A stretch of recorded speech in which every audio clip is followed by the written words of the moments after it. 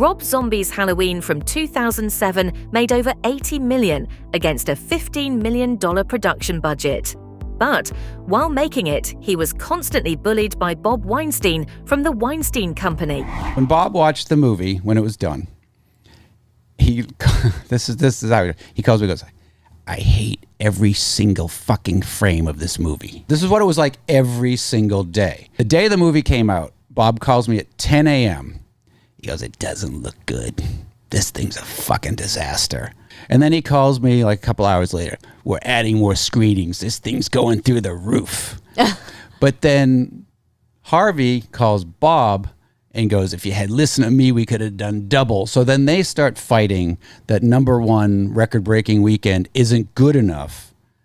Because I was talking to some people in their office. They're like, oh, it's a nightmare here right now. They're fighting. They're screaming at each other why it's not 60 million. Halloween star Jamie Lee Curtis has since 1978 portrayed Laurie Strode 7 times. Not all of the sequels hit the mark, but Halloween from 2018 was a box office smash, and the critics went wild. Here's a clip from Jimmy Kimmel Live. I'm not a big review reader, although people have been calling me and saying, whoa. Yeah. But then they sent me one that I did see, and Yes. it's 6 words.